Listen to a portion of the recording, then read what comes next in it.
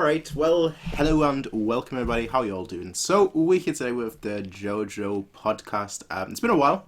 Has really been quite a long time. I think the last time we did one was like episode 15 or so. So it's been a good few weeks. But I'm joined by a bunch of fabulous people. We're going to have a few more later on join as well. I'll just say I'll let you all introduce yourselves, in whichever order you want to go, and then we'll talk about certain topics that happened in the show. Who wants to start with introducing himself? I'll go to Makenshi critiques. Grease lightning reactions right here. I'm just Ryan. More about me. You're a reactor as well, right? You're a reactor as well. Former. Former, yeah. True. That counts. Maybe one day. When the right show comes around to grab your attention, I guess. But yeah, there's so much to talk about when it comes to JoJo Part 5. And we do have like a list of things that we do want to talk about, but, you know, we can obviously go off topic and talk about whatever. But, you know, based on the list, let's talk about Abbacchio. Well, I don't want to start with this one. I'll let you go. I'll let you lot go first, because Abbacchio to me, there's a lot of that I want to talk about. I know one thing people said was comparing Abbacchio's death to Narancha's death and which one had the most impact, right? I personally feel like Abbacchio's, even though it felt kind of foreshadowed slightly due to some of the stuff that happened in that episode, like him looking up at the clouds and just being isolated. I thought that was shocking. That was, for me, the most shocking death in the show. I don't know about you guys. Like, how did you guys feel about that compared to the other deaths? I mean, I agree with that, honestly. The Narancia death, I mean, it was surprising, but it almost didn't give me enough time to, like, even think about it. Like, you know, like... 1 minute, dead, 1 minute he's just on the railings, like, dead, like... Yeah, it's like, what the hell just happened? Okay. Yeah. Like, I don't think his death wasn't the focus of his scene. That's the difference for me. Yeah. Like, the focus was that Diavolo was around, and things were about to go, poorly for the rest of the gang. Yeah. And then for Abbacchio, they even had like a drawn out, like, really touching scene with him in the afterlife with all this metaphorical imagery and all this. So yeah, I think the thing I like about Abbacchio's one is that when he died, it's like they did linger on it, and he had that moment, right, with the police officer, right, one of his partners, talking about a good detective, and a good detective always like sniffs it out right until the end and all that. Like I felt as though because we'd seen more development for Abbacchio, it felt like it was a very definitive death, if you know what I mean, where he's definitely dead, but it feels emotionally like resonant. But with Narancha's, it was like everyone was body swapped. So your feelings towards that character was very, very visual. So when I saw Giorno on the railings, I didn't really see Narancha. I just saw Giorno, knowing that Narancha's like his soul is inside that body. I don't know. Did you guys feel less emotion or more emotion if you'd actually seen Narancha there in his actual form? Definitely more. Like, that's one of the things I don't like about the body swap. Like, seeing, Trisha, Mista and Trisha's body screaming over him. It's kind of weird. Yeah. Hard to get as attached to just seeing regular Mista over him, I felt. Well, that's the one thing. He got killed brutally, and then, like, he's like a hollow husk and all, but then that Giorno's back up and about in his body right after that. It's almost like it didn't happen, and just soul kind of drifted away. Like, you can't even look at his corpse and look at, like, make that a association that he's dead. Yeah. I think that they felt, this part felt like they weren't trying to tug on emotions, right, for deaths as much as like Stardust Crusaders was, where the music all kicks in. It's like Diavolo's one of these sneaky bastards, right? Like, just hit and run. Like, all the deaths are just sudden. You don't have time to prepare for them. Yeah. And I thought Narancha's was more like, oh fuck, like, someone drew my attention to the fact that King Crimson and Diavolo were like spying on the group, right? And he's like he was waiting for his moment to just pick him off. I like that because it actually says more about Diavolo than it does just the death itself, right? Oh, this guy's dead, and because it has to happen. It just kind of built him up more than someone differentiates it from Kira, right? Like the way Kira was, who was also trying to hide his identity. But this guy's a little bit more proactive. He's always on the scene. He's always following him. He's not just trying to hide and run, right? Like Kira was in Part 4. So I felt, even though I was kind of disappointed with how I felt, I thought I'd be more sad. It did a lot to build the villain up more than anything, I think. Yeah, I can agree with that. Personally, like, I binged the last 10 episodes or so, and like the Abakio death, I was like, oh damn, that one actually put me into a pause of a little bit, where I was like, oh, maybe it isn't a good idea to binge it. But yeah, the later death. I think binging's the best way to watch this show. Considering the pacing and the cliffhangers. Particularly those last 10 episodes, I would think that would be good to binge. Well, you see, I disagree, because usually I like talking about things like that. I like talking about like what happened, especially emotional moments with people. And when you're binging, you really don't have the opportunity to talk about things, because obviously you're catching up. So you in a rush, would you say, that you just needed to get through it before you collected your thoughts? You couldn't really collect it after each. Yeah, I see what you mean. There's no breathing period, so... They didn't even play on it. Like, you know, the whole time, I think, he's not the youngest. Like, Giorno's the youngest, right, in the group? 14, right? Is he? Not 14, sorry. How old is he? Trish? I think 15. Giorno's 15. 15. Yeah, I think. And then I think he's 16. Trish is like 14, right? Is she? I don't know Trish's age. But most of the entire time during this part, they kind of played up his whole, like, he was the most childish out of all of them. Yeah. But they didn't even play on that at all. Like, I thought that maybe if they were going to kill him off, that they'd play on him being a little bit more innocent. He was also the one that took the longest to get over Abakio's death. Yeah. They didn't even, like, play on that at all. Like, he didn't get a moment. Like, his death was so sudden that they couldn't even, like, focus on any, like, thematic relevance at all. You're right, and I think even more than that, Jono got a really, really short end of the stick in this part, because he was more like the save the day medic sort of character who, you know, when everything else was failing, he has something up his sleeve. But it always felt like they wanted to do more with this character. Like, I feel like Narancia I really love. Like, he's memorable, he sticks out. Bruno is memorable, he sticks out. But I think, you know, if we're gonna say, you know, they didn't do anything with Narancia or these guys, I think Jono they probably did the least with. I still felt they glossed over at the end as well. Like, okay, Jono's now this you know, this savior now. It's all on him, the spotlight, and I felt like they did linger on all these characters that we actually love more than these characters. You know, I mean, like Bruno, for example. Bruno was like front and center for me this season, this show, right? He had all the good moments, all the good fights, you know, the emotional moments. And then for it to just be like, Jono gets the spotlight at the end, and we don't get to trail off with these characters, it was kind of a missed opportunity, I think. You guys didn't. I remember the last podcast we had. You guys were suspecting Giorno to be this like complicated, backstabbing character. Yeah. I guess you guys just haven't warmed up to him this entire time. I think they even the intro that changed. You know, in the last episode or two, they changed the intro to have him pose like Dio. I felt like they were that was great. baiting the audience that maybe there was more to Journal than we thought. Like, what happened to the drugs? Like, I thought this was all about drugs, right? But it was such a flimsy motivation considering how they wrapped it up at the end. I know Dio Volo got basically shanked by a crackhead, which is like ironic, right? Bitterly ironic for him. But the motivation was kind of flimsy. Like, that motivation kind of got lost throughout the whole show in a way. You guys looked into the background behind this story and the mindset that the author was in when he was writing this?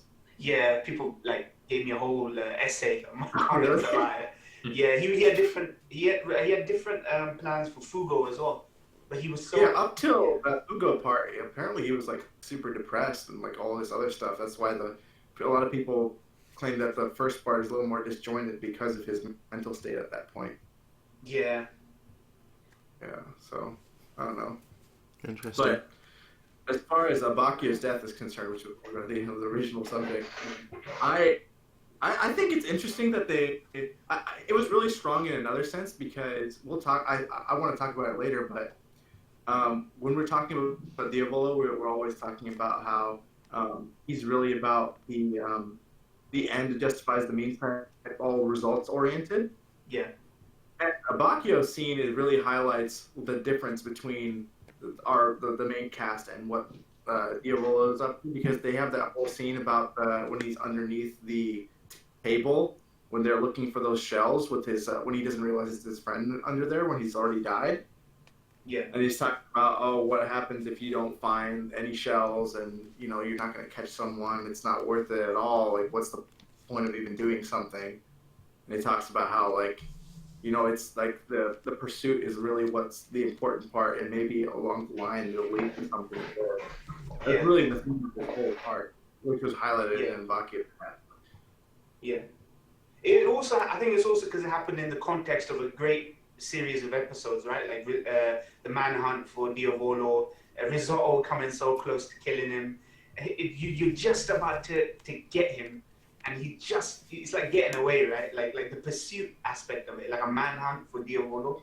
That stuff was just really great, and the fact that not only did Diavolo get away, it wasn't a Kira situation. It was like he got away and he managed to cheap shot someone we really cared about. Yeah. I think the context is what that made that death the best thing. I think, as opposed to Narancha's death, which was amongst so much weirdness and chaos and body switching and the arrows and Chariot Requiem, and there's so many things going on that you kind of you're all in a it's too many factors. But I do feel that works really well with him though as a character, considering that he's always all over the place. So his death being all over the place too, I think that kind of works with his character. Yeah. Naranchus.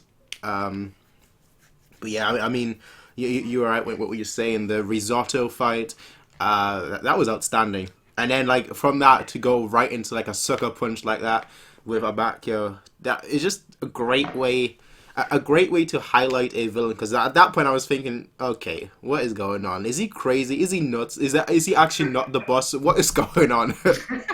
Yeah. That risotto fight was probably my favorite fight of the entire series. Sorry, which one? The risotto against Diavolo. That was the part. Actually, come to mention it, Doppio is such a more fascinating character than Diavolo. I never talked about it. Yeah, we should talk about Doppio actually, because I know Ryan wants to talk about it. But I actually wanted to quickly ask Ryan, did they handle it as far as the adaptation goes around all that stuff with Risotto and Doppio and the death of Abakio? Did they handle it right? Or was there anything cut? There's three factors in which I think they improved upon, and that's Abakio's death, the Doppio stuff and Risotto fight, and the Trish stuff. Yeah. Trish versus what's it called on the plane, whatever that stands called. BIG. BIG. Big, yeah. Those are the three things I think they improved a lot from the manga. Yeah. So, yeah. I think Doppio was, for me, actually, of all the characters in this show, Doppio was the standout for me in terms of how memorable he was, because he was just a passenger almost, and he was being led, right? And he was kind of almost he's not innocent, he's still kind of deranged, but you're kind of rooting for him at the same time. In that moment, he's hiding, he's fucked over. Risotto just tears him to shreds. I want a Risotto to kick his ass. Okay. I agree. I did both. So you don't want to see Doppio get killed, but you don't want to see Risotto's. I've seen everyone he's been working with dead lose to some little chump. Yeah. I didn't mind at all. I wanted to see Doppio win, in all honesty. I liked Risotto from his character design, but I just liked craziness aspect of Doppio. Yeah. And I'm a sucker for crazies. You like the crazy? Yeah. When we see the original flashback, when we're getting a little bit of his past, honestly, Doppio looks like the kid that was shown in the flashbacks before he became deranged and he found his mother's body. Yeah. So there's some theories about dissociative identity disorder, and basically that the Doppio is this innocent and basically nice guy, he doesn't know as much about, like, he has no idea who the boss really is. He just knows that he's trusted. Like, he's a trusted dude with him. He's just trying to be loyal to someone that he knows. But like, he's super nice to everyone. That kid that tried to get him hit by a truck, he didn't like do anything to him when he saw the murder of that like fortune teller dude. Like, he has like a nice conscience. But then even his stand power, he has the epitaph part of the stand. It's also like a very passive, non-violent stand, and then you go to the Diavolo side, and it's all aggression and erasing the past. Because, like, the theory is that Doppio, the Doppio part is the innocent part, and he's trying to hide from his past, and he created Diavolo to erase all of it, basically. Yeah. Right? Because he wants to hide from what happened to his mom and how he was born from a prison. Those are all vulnerabilities, and that's why he created a persona that's obsessed with erasing the past. Yeah, but it was also weird that not weird, but it was like the fact that the dominant personality within him, which was the boss, like Diavolo himself, had to give him manifest King Crimson in him while he was Doppio. So I always felt like it was someone described like Split. You know that movie Split, where it had like lots of different personalities, right? And there's always one dominant personality which is in the driver's seat, even if Doppio is manifested as he is. So one thing that confused me is there only two personalities, Doppio and the boss, or is there actually more than that? Because I know I think so. Because there was this hulking one, this guy that tended, when he hulked out and he had that guy against the wall. I wasn't sure if that was Diavolo. That was Diavolo. Okay. Yeah. Yeah, because when they did the whole body switching thing, if there were more personalities, there probably would have been more. Third mind or something. Yeah. But it's kind of bittersweet how Doppio even turns out to be a casualty of everything that's going on. Even his little death, where you see Bruno's his like a soul floating above him, like it's like a double image, and when he's just like he didn't even know what the hell went on. Amongst all this chaos where he died basically because of this switch between the bodies and being in a body which was just completely decimated, right? He was an innocent casualty as well. Like, even though all the heinous shit he did, I felt really, really sorry for him. I think of all the deaths actually in this show, his one was actually really quite effective, which is kind of great because his character stuck out to me quite a bit. See, you didn't feel sympathetic for him? Nah, not at all. Like I said, I like the crazies, but I don't like them that much. I don't know. I think right. You'd agree with me, right? We like Doppio a lot, right, as a character. I just felt kind of like he was a sweet boy. Like Greece actually did the best at explaining that, he is a kind-hearted kid. You know what I mean? That just is just not the dominant one in that body, right? So he was just not bystander, but he was like along for the ride, right? But he didn't really matter at the end when Diavolo took control. It's like, I mean, the personality might be that way, but like, it's like looking at like a murderer and being like, oh man, one part of him's pretty sweet, but that killer side.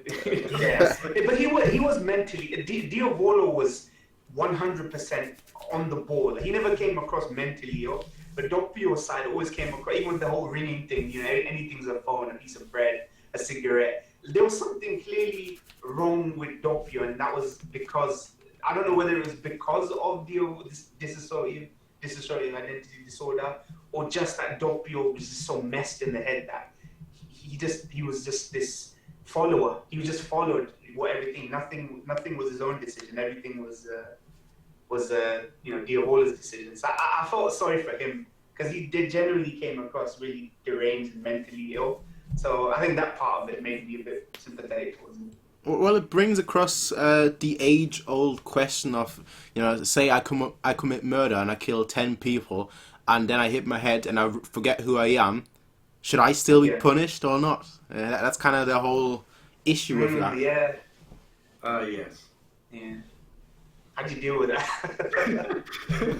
He's the head of a crime organization with police who are on his side, right? So he probably never has to face the consequences of that. But you know what? One thing I did notice though, he didn't kill everyone. When he knew it would cause, there was a woman, a cleaning woman who came into the room while he was staying in one of the rooms. Yep. He could have killed her, but he didn't. And there was a moment where somebody in the alleyway saw him, and he didn't actually kill the guy. I think he only really kills anyone that's actually physically in his way, like is an obstacle. Anyone else, he didn't do it. Whereas Kira, if someone even sniffed onto his identity and where he is and what he's doing, he would just murder them, get one of his bombs and just have them blow up, spontaneously combust or some shit.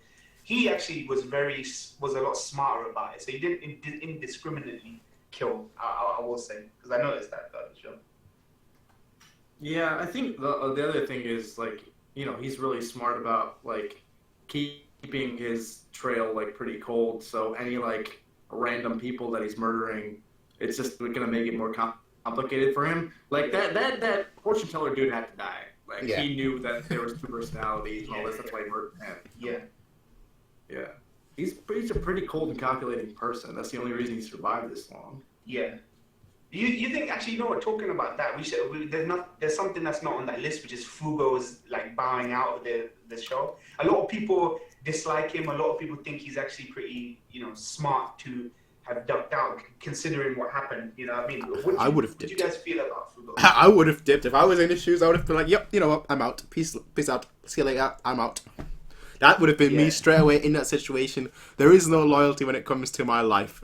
I'm a scumbag and a coward. He did make the smart decision. Considering everything that happened later, he did make a smart decision. But then you have to question about his loyalty to his team and Bruno himself. And then they did mention that this isn't just about loyalty to Bruno. This is about loyalty to the organization. If I bow out now, they won't hunt me down. I won't be held accountable.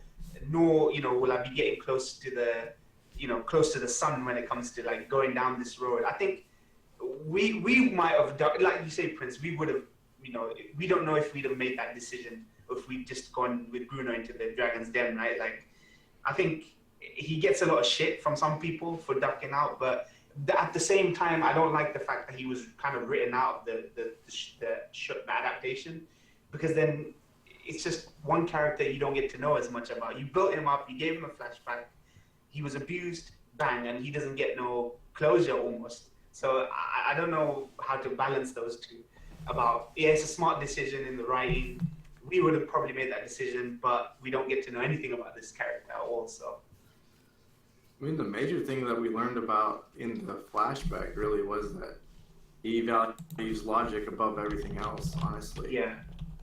Even though in his past, logic didn't get him very far because his parents just wanted him to be the best, but he never was really acknowledged for it. Yeah. So the only thing he knows is the logical side, but he also has a depression basically based on his experience with it. So, I mean, there's continuations for him. I don't know if you guys know about there's a couple novels or something. Yeah, I've heard about it. Yeah, flesh it out. But he apparently Fugo is the author's favorite character. So. Yeah, everything I heard about the whole mindset of Araki when he was writing this part, people were telling me that he had lots of ideas for Fugo, but he was so down and depressed that he just couldn't do that to project that onto people, like the grimness of Fugo being a traitor. I think someone told me they had Fugo originally being a traitor to the group. Yeah. But I don't know what decision was made, whether the whole thing, like you say, that he's logical, so he bowed out, or whether he just decided to write Fugo out of the whole story because he just didn't know what to do with him.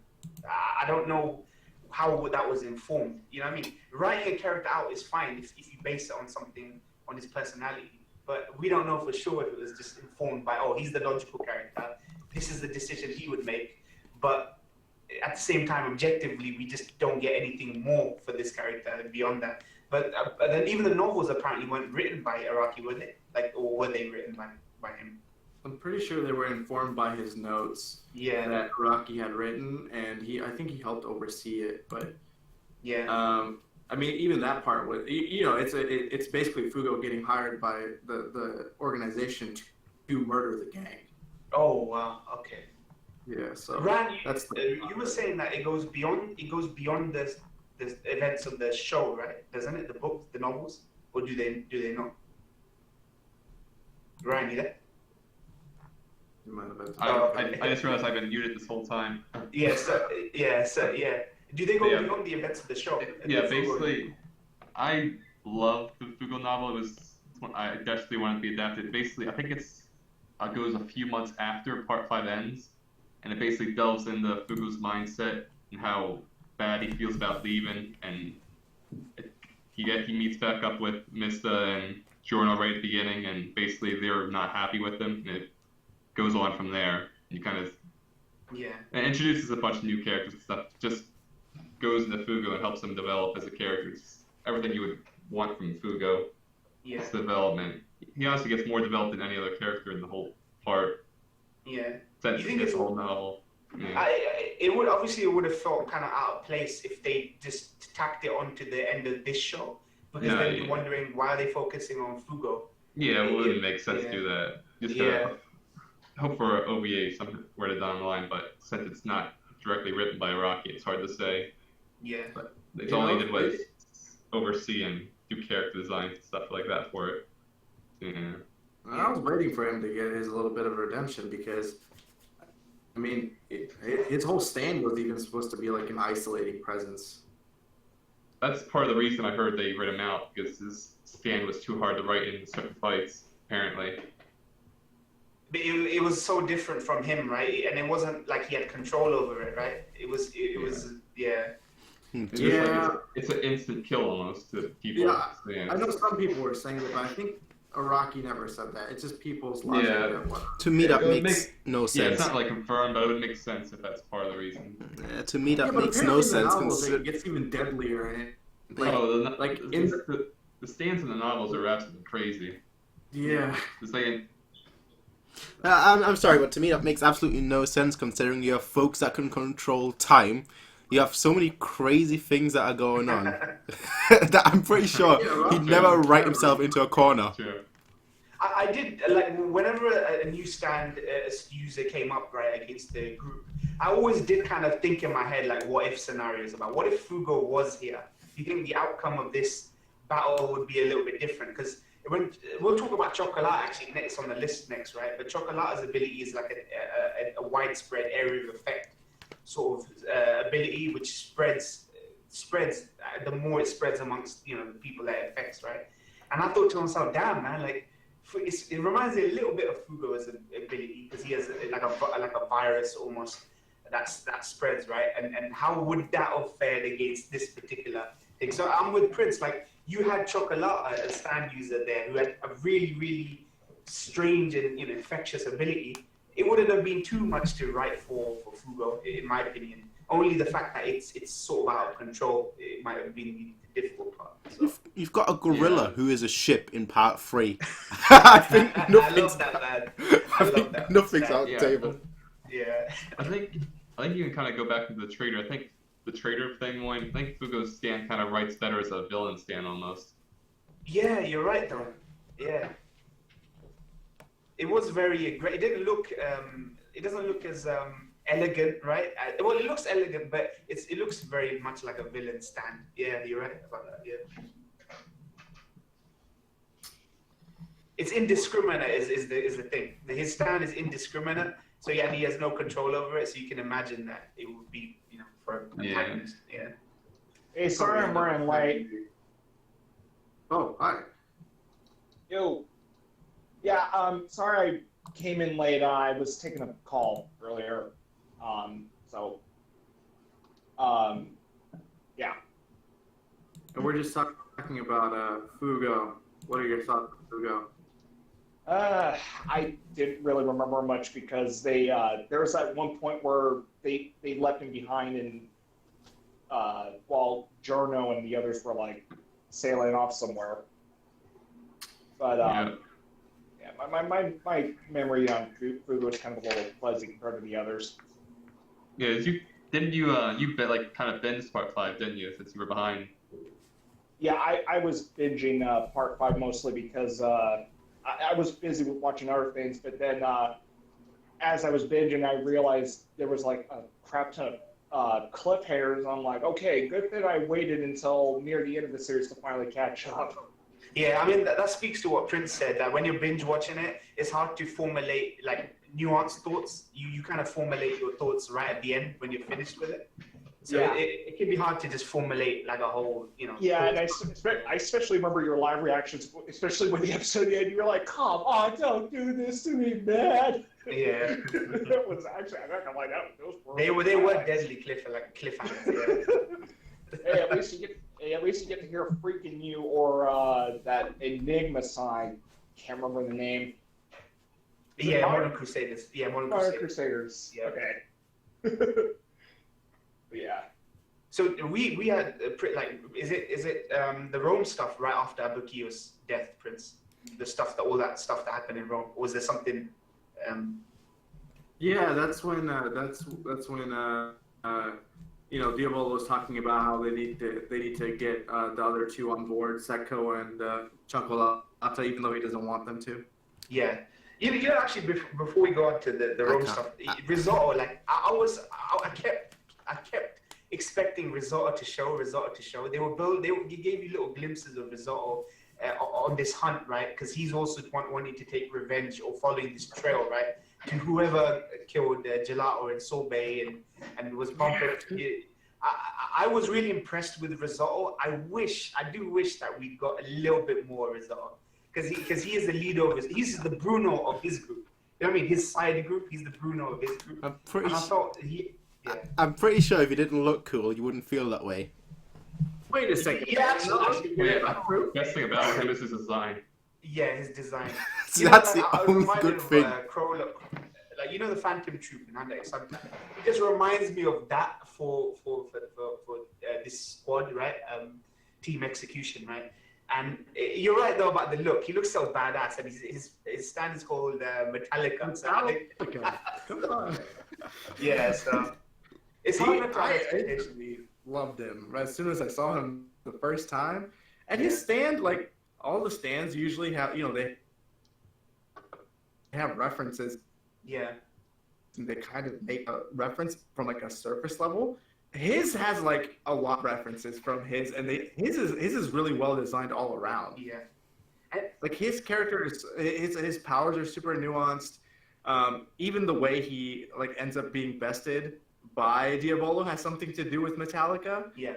Like, the song "Master of Puppets." Yeah. It makes sense with his sustainability, where he can take over. Like he took over Aerosmith. Yeah. What was that? And Enter Sandman, I think the song. There's a part where it goes like, always sleeping with one eye open. It kind of highlights like how careful of a person he was, and the one moment he wasn't careful was the moment he died. Yeah. It's just, I don't know. I love Risotto. Yeah. I was so mad. I like Risotto. I was happy with his showing. Like he got the spotlight in his back, and he's got such a visceral ability. Like how can you have a stand called Metallica and his abilities are very. I hate to say heavy metal. I know it's stupid to say, because literally he's extracting iron from people's bodies and just making razor blades come out of throats and pins and needles and all this shit. So he was badass. Like I wish they'd maybe brought that to the front. His particular hunt or his journey, right? His emotional, because it was a very emotional journey for them. Because we were just as invested in Team Execution, Pesci, Prosciutto. We were really rooting for them in that train, the train, all that stuff on the train. So for them to not do that for him and him be this stoic leader who finally got the drop on Doppio, I felt maybe could have brought a bit more emotional resonance to it, because he literally lost his whole group to this chase. So I like that parallel that was going on. It was a parallel story being told alongside Team Bruno's journey. So I just like the fact that he is the only other person besides Giorno that he was like a second away from finishing. He was, man. He was. I love that. He was so close to it, man. They snatched it away, man. I just you could have picked something besides scalpels and scissors. Like, there's a lot of iron stuff you can make. Yeah. That would have instantly killed him. Guillotine. How much? I want to just ask Greased. How much? Because you're in medical school, right? how much did the science of this show offend you? Because I remember talking to you about bricks becoming snakes and how much did this show offend you in terms of scientific? You know, the thing was, when we saw that scene when Risotto was like still tracking down Bucciarati and everyone else, you know, when we saw that scene with everyone laid on the ground and he's on the computer. Yeah.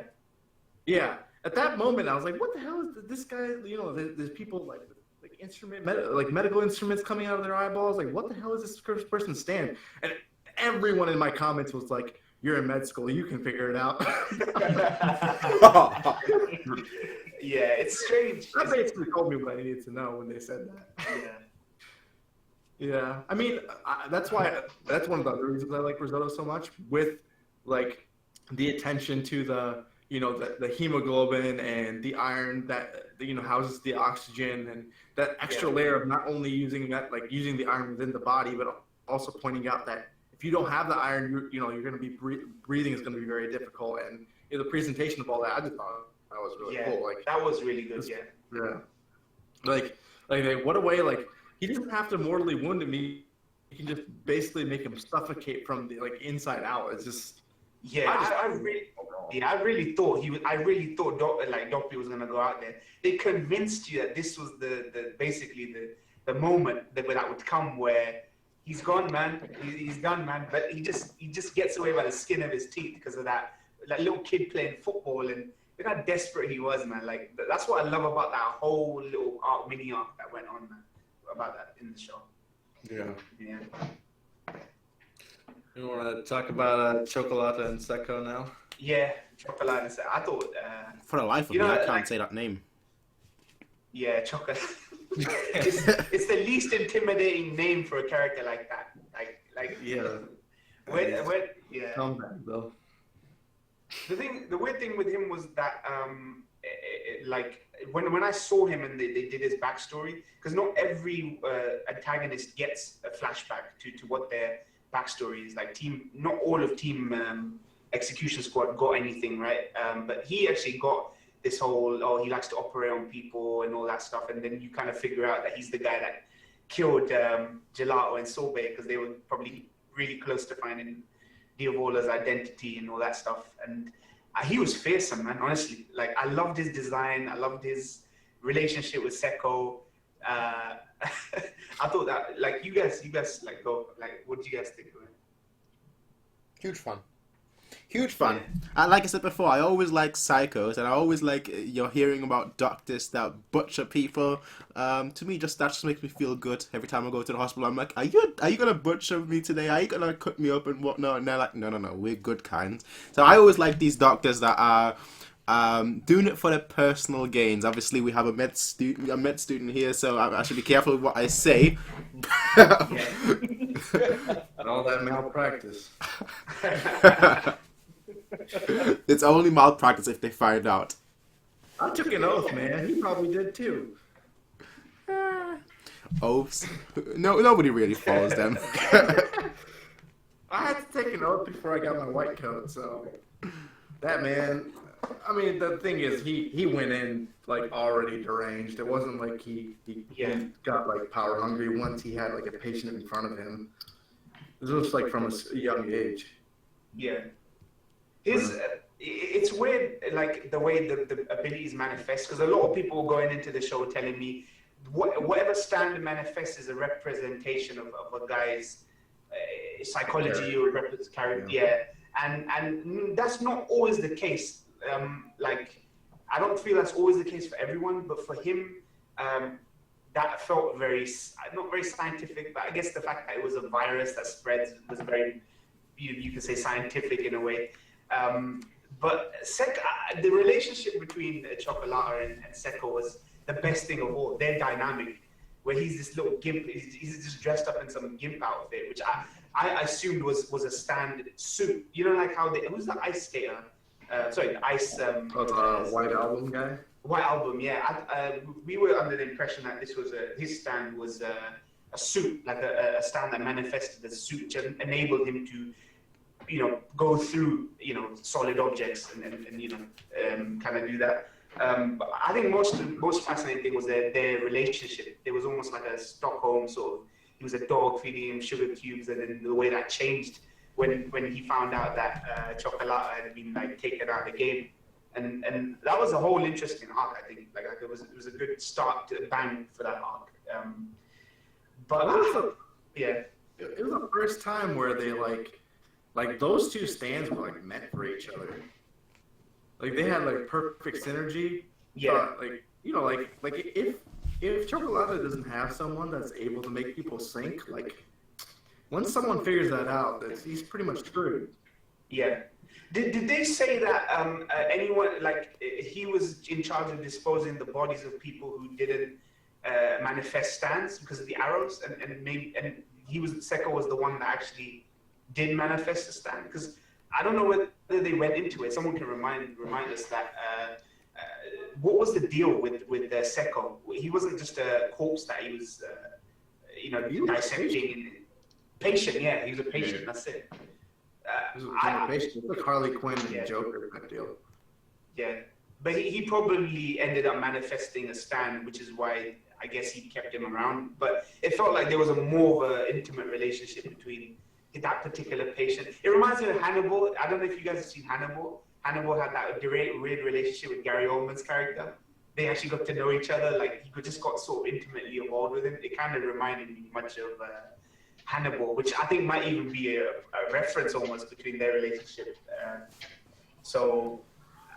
thought it was interesting. But I thought the way Seko just mindset completely changed when he got the message that Chocolata was done. He was just was probably slandering him. He said, "You're weak, you're shit, you ain't shit. It's like my time to shine," and all that. And then he had his own fight with Bruno towards the end.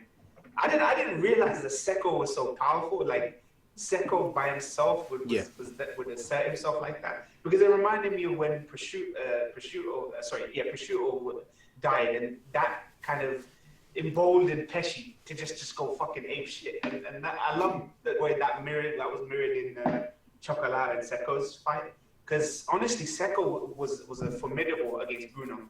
I didn't think Bruno would have had faced a challenge. Plus, his body was kind of decomposing anyway, so there was that as well.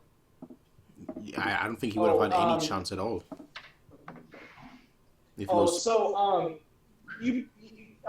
Moin, you brought up White Album, right? White Album. Yeah. I'm not surprised I'm not surprised that the Beatles references contained in Golden Wind, because the name Jojo itself was actually, at least according from the wiki last time, if I recall correctly, the namesake of Jojo was from the Beatles song Get Back. And given that White Album's a stand and its ability is Gently Weeps, which is named after While My Guitar Gently Weeps, which is in the White Album. Yeah. As well as the arrow having like a beetle, there's like a beetle emblem on the arrow. Yeah. And I kind of figured Hirohiko Araki must have thrown those in there because he must be like a huge Beatles fan or something like that. Yeah, yeah. Heck, even Shigesaku Toy snuck in some Beatles references throughout the Mother franchise. So, hey, the Mother franchise is quite bizarre too. So, wonder if there's a connection there. Probably not. I'm just reading way too into it. Yeah, you probably are. Yeah, talking about the references, Chocolata's stand was called Green Day, right? That was Green Day. I was like, how do you feel? Like, that was the one thing. I'm not a big fan of Green Day. I heard some of their songs, right? That was just fun. That makes me chuckle all the time. Yeah, I think that was meant to be, like, I know obviously these are all references, but it was meant to be, I guess, ironic, because, like Diavolo was saying, even I find Chocolata repulsive, which actually boosted him up for me. Like, I was really going into that particular,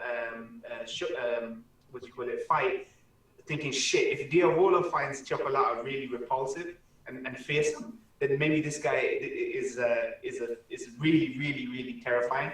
And he kind of was, but he got given the most what's it called? least intimidating sounding names. A chocolate, a green day, or green tea as the fucking which are two of the most, harmless things you can think of to call someone, as deranged as chocolate. So I thought that was great. Yeah. What was Seko's name? Oasis. Oh, Not Sanctuary like Crunchyroll calls it. Yeah, thanks Crunchyroll with your. I get it. There's copyright reasons why they changed the names. Yeah. Oasis. Yeah. Isn't the only one that was even close to the actual name of it? Didn't they call Metallica Metallic or something? Metallic. Yeah. But you know what the worst one was? Arts and Craft. Yeah. That's so lame, man. Somebody at Crunchy probably decided that. It wasn't probably decided by anyone but the Crunchyroll staff or something. Arts and Craft. Whatever. Yeah. Oh, jeez. I mean, that whole part was pretty significant because that's also the first time they really started highlighting that there is something wrong with Giorno, right? Like I suspected something just because that when Giorno, when Bucciarati was first found by Giorno, it looked like his flesh was melting off his face, and didn't he see the ghost of him come out of his body for a split second? Yep. Yeah, I mean, it felt like he was barely being held together, right? In that body. I'm still wondering how that's the one mystery. I don't know if they explained it or not, but how that even happened. I'm still wondering how that even happened. It's to do with the ending. Yeah. I guess the ending. I know that people were explaining to me that because of Mister's actions, it changed the fates or the destinies of these characters. Because if he'd allowed the story to catch up to Bruno, things might have been different. I guess that makes sense, but it feels like Giorno came and patched his body up. Like he did do something to Bruno's body. And he bought time. Yeah, he bought time. Yeah, I think it's probably as much to do with Giorno's ability and what he was doing. You know what? To be honest, I still don't get Giorno's ability. I get some of his abilities. He's broken, man. Especially Requiem, man. That's the most broken stand there is. Yeah, do you remember the fight he had with Bruno in the beginning? And he basically punched Bruno, and Bruno's soul came out of his body. Araki pretty much cut that out. He kind of forgot about that. He just stopped doing whatever that was. He just I'm not gonna do that anymore. That's too complicated for me to write. Yeah, he just writes stuff in, but he rarely writes stuff out. He just keeps on going. Yeah, remember when stands were simple? All he would do is spawn something that would have a lance or something and that would swing around, or build a ship. Not like all these. Oh, okay, now we can stop time. We can skip time. Yeah. Probably next. Somebody posted me a link to an interview he did, and they asked him, "How the hell do you decide the powers, the names?" And literally, it's like he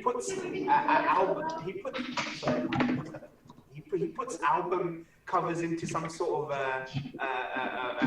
online generator almost.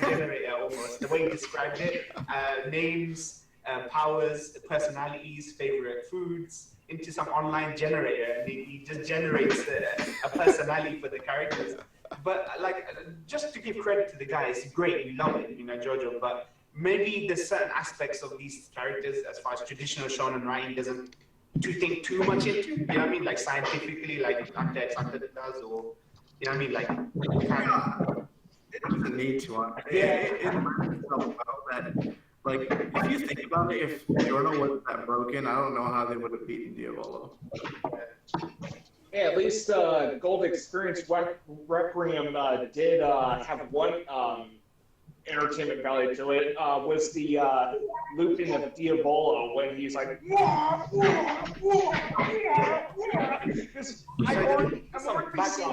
already seen because I already found a 1 hour view of that constantly looping it. I couldn't stop laughing after a while. Yeah. Did you guys think? Sorry, I know we're getting ahead. Actually, no, we'll talk about it afterwards. I was gonna ask you guys if you guys thought that Giorno manifested that particular ability out of convenience because of Diavolo's power. That it was just manifested to be the specific thing that would just, be appointed for that character, but also that it's so contrary, like the antithesis of Diavolo's power about skipping time and preempting the future and all that stuff. The fact that everything returned to zero, which is like a personal hell for a thing. I felt like it manifest when powers manifest, which you know for a fact could be literally anything. But the thing that manifested was the one power, which is basically the cure or the antidote for the enemy's power. I loved it. I love the bizarreness they did with that. But I don't know how you guys felt about that. But you want to talk about how it worked, first of all? We talk about top. Yeah, sorry. Like, I just thought I'd share this because I thought it was like, this isn't me. I just watched this YouTube video on an explanation because I was really confused as to what happened. Yeah. So when you look at Diavolo's stand, the easiest way to explain what his stand does is that this entire part is really about cause and effect. What Diavolo's stand does is that he deletes the cause and the effects is the only thing that it remains, right? The end result. And then Jojo is that he removed the effect and the cause is all that remains. That's why when Diavolo kept punching, but nothing happened. And then when Jojo basically killed Diavolo, but he wasn't able to reach the conclusion of him dying, so he just keeps going through that cause over and over, that death over and over. Yeah. It's like cause on repeat. Yeah. I think the one thing that confused me is when King Crimson. This goes back to King Crimson. Is that when King Crimson first appeared, it was Bruno that was in the fight with King Crimson, and when he went to punch behind a pillar, Bruno saw himself there. Yeah. So we were led to believe that he was seeing himself. Was that his soul, or was that himself in the future that you see him? Because that confused me a little bit. What was Bruno seeing when he punched the pillar and Diavolo wasn't there, but he actually saw himself? What was he punching? Like, I don't know. When he saw himself? Yeah, this is why I think Ryan's right that he decided not to do certain things after a certain while in the show, right? Like the whole contradictory stuff that was going on, that was happening. So maybe, let's go on to tolerance. I'm still confusing myself, right? Yeah, it's a good point to bring up because, to be fair, I watched that ending. I was like, okay.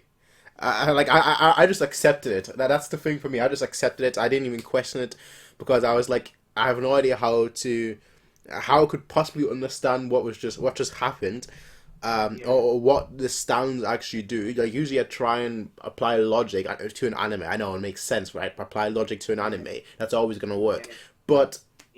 With this part especially, like part 2, part 3, part 4, I thought, you know what, for the most part it all makes sense. There are a few things that are like, this is so absolutely pointless that I don't understand why you would have a stand like that. For example, the one alien thing with the antenna, like only like one person can stay or something. I'm like, why would you have that?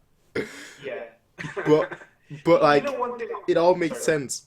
Except this part. This part, there was just some aspects where I was like, ooh, I don't know. Here's the issue with people when they criticize for people wanting to ground everything. I remember when I did Hunter x Hunter, right? I complained that Togashi kept over-explaining things with walls of text, right? And he kept over-explaining the abilities to the point where it just got in the way. And then when you go to something like Jojo, right, where they don't explain it enough and then you use it as a criticism, people say, oh, but you complained about too much exposition before. But it's not wrong to want to desire to understand how things work, right, within the rules of an anime. And when some things contradict themselves, you think something's a bit of a stretch, and then we have to just basically resign ourselves to going, oh, but it's Jojo. We don't really need it. We don't really watch it for that. You know what I mean? I think even a base level of, I think keeping it simple is the best like route to go now moving forward for like stands and that kind of thing. Because like I felt like you kind of gave yourself a lot to work with when you're creating stands that communicate with you, are autonomous, work autonomously of you. And then Araki basically gave himself such a huge chore to have to explain it, to the point where he's literally writing characters out. He was maybe having to cut things out, contradict himself. You know what I mean? Like, keep it simple, man, I think, in my opinion. I mean, like in my comments when they first showed Diavolo's stand, I had people congratulating me that I actually understood some of it. I was like, if you have people congratulating you on this, I was like, wow, you understood this. I was like, why was I not supposed to? I can get you there more. I think you might like part 6 in that sense. Is the stands are pretty simple until the end. There's a kind of crazy stand events, but like Jolene, she probably has like one of the most simplest non-OP stands. It's pretty basic. Yeah, that's just easy to get. So it's a kind of a fresh breath of air almost from all this, stuff. Exactly. Yeah. I mean, this particular part relied on its like really good pacing, and there was a fight almost every episode. I don't think there was a single episode where there wasn't a confrontation between an enemy stand, and something. There was no fat in it. It was all just breakneck speed, confrontation. So it's hard to criticize it when it's going at that kind of pace. But it's when you slow down a little bit and you try to think about it, which is where this kind of happens. But yeah, Ryan, you're right. You're saying what Zessus told me about Jolene's like ability is very simple, easy to understand. Yeah, I think you can kind of contrast with part 5, part 6. Part 5 is like constant fights and some like the best fights, and it kind of slows down. Part 6 a little bit, but I kind of feel like it also improves in some places in part 6. Like part 5, the fights are kind of like the main focus almost. Just the constant battling. Shall we talk about Polnareff in the room? So my boy returned. He returned, the main character of part 3. Oh. And I liked the real main character of part 3 a lot, but he was the true main character of part 3. Hold on. No, I haven't heard the last 2 minutes of the conversation because I just couldn't hear anything. What were we talking about? stands, how difficult they are, technical. Yeah. Fuck, I forgot, man. Shall we just talk about Polnareff? Let's talk about Polnareff. Greece. Well, how do you feel they handled him? I think I like the way they handled him. But you go first.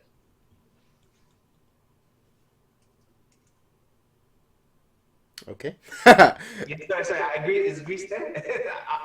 I want some technical difficulties. Hold on. No worries. right. You got time. Yeah, right. What do you think of the way they treat Polnareff? I felt as though he felt very different. Not physically, obviously he's in a wheelchair, but he felt just very weathered, seasoned, broken. You know what I mean? Like the way they dealt him. It was really tragic seeing him like that. What did you think when you read that in the manga the first time or watching it?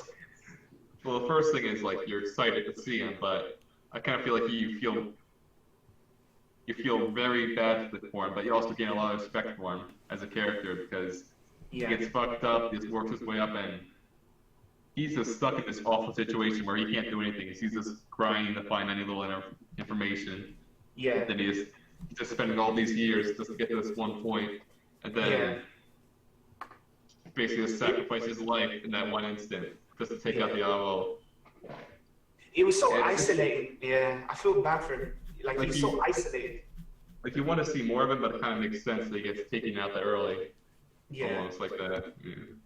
I mean, it was bad enough that he was basically disabled because of his encounter with Diavolo the first time. Yeah. But to be that vulnerable and have Diavolo literally right there, the first time Diavolo reveals himself in his true form is that episode, right? In front of he comes out of the shadows and Polnareff's there, and you're like, fuck. I'm stuck here in a wheelchair. And I'm seeing this bed end again. It's like Yeah. it feels so hopeless for that guy. And I like his new look as well. What do you think of his new look? I like his new design. That little eye mask he has on the side. He's styling. He's styling, man. He looks like a stand. He looks like What? He looks like a stand. Stanley. Man. He's with metal legs and shit. Yeah. I do find it weird though that like in part 2 we had the German guy with like all these epic technologies on his body, and now in like part 5 where time has advanced, it's like Yeah, it's true. no prosthetics at all. That's weird. Strong German animals. technology. Exactly. Yeah. And where's all that money from? Where's all that money the Speedwagon Foundation gives everyone when they're traveling abroad? You know, he could have afforded like prosthetics and all this stuff. Like where they treated him, like it was like the NHS, man. They just shoved him out the door, man. Just gave him a wheelchair, shoved him out the door. Yeah, well, it had that lock and all that high-tech medical gear, apparently. Yeah. So weird. I remember that. But you know what was the most tragic thing about that is the tragedy of not only him but Chariot Requiem. Chariot Requiem became this almost tragic. You know, like you look like a manifestation of depression. You're just walking away trying to protect the arrow, and he was just made of ooze, right, like a black oil substance, and he wasn't really that powerful. He was just there to protect the arrow, no matter what. And I felt like it was such a tragic, everything about it, the turtle stuff, being resigned to a turtle's body, your chariot basically died, like Requiem just being taken out, you're stuck in a wheelchair, it's so tragic. Like Araki must have been in a stupor, like a depressed stupor or some shit when he wrote that. Yeah, Prince, sorry. Well, alright, I'll say this. I like Polnareff more in part 3, but I like how he was handled in part 5 a lot. I thought that, as you kind of touched on earlier, he's kind of like this broken person, and it makes sense, considering that, they've had such a big victory, while still losing people against Dio, and then for him to be like, yeah, you know what, I can take something, I can take this threat out on my own, and then just get absolutely destroyed after having gone through everything with Dio. Personally, I think I'd be broken too, mentally. Yeah. So, one thing, one thing that annoyed me though is the fact that not only have we seen Jotaro, I'm not saying he was there in Rome, but we've seen Koichi, we've seen Jotaro. Somebody, when I reacted to that moment and I asked, like, where's Polnareff's backup? You know what I mean? Like, this is the Speedwagon Foundation that sent him. And then I saw in the flashback that Diavolo, the boss, was saying, oh, the media, the politics have cornered me. But someone thought that Diavolo was saying, oh, I've basically controlled the media, I control the police, I control the politicians. That's not what he said. So then it comes back to the question, why didn't, what's his name, Polnareff communicate with Jotaro, communicate with his mans, you know what I mean? Backup. Why didn't he get backup after the first encounter? Which I've always wondered. Why was he doing it alone and communicating to Giorno's group? He could have done the same thing with Jotaro and everyone. So I was wondering where his mans were, man, where the Crusaders were. 100% agree with you. Yeah.